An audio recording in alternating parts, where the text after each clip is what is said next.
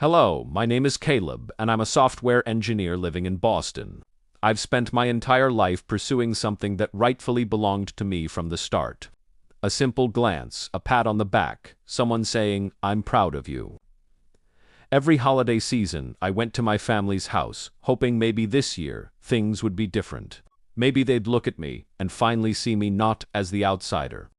Not the charity case, but their son.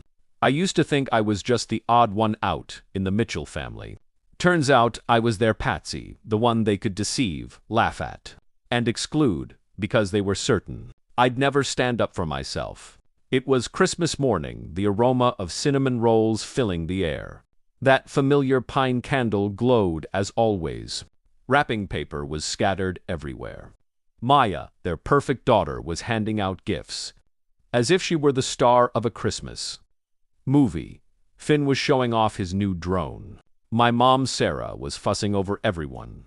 And my dad, Robert, as usual, was planted in his armchair, like a king observing his subjects. And there I was, sitting on the floor still, trying to believe I belonged, still longing for that one defining moment.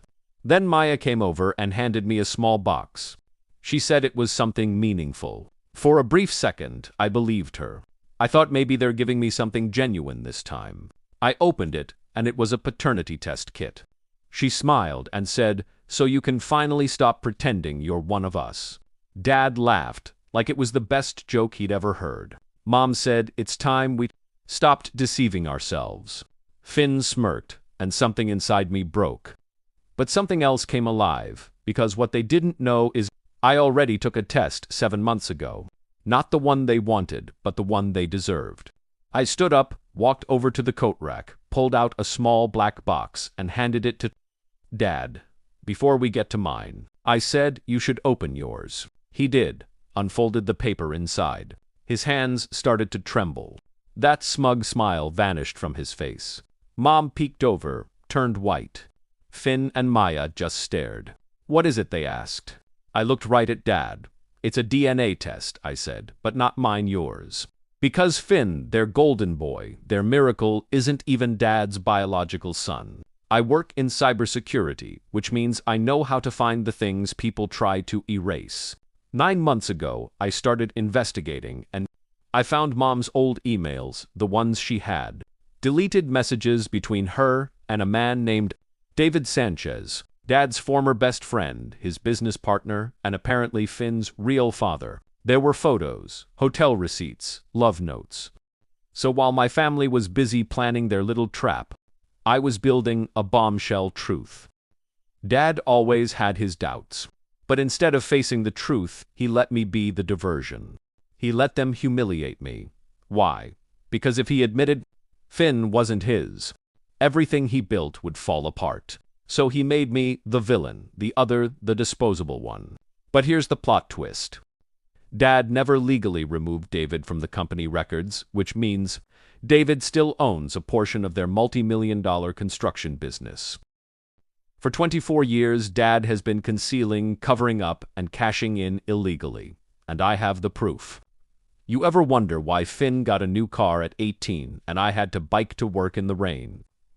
Why Maya's tuition got covered, but I was told paying my own way would build resilience?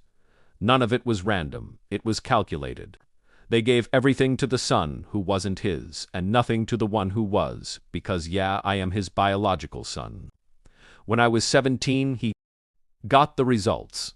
He knew, and he buried them. He let the deception continue.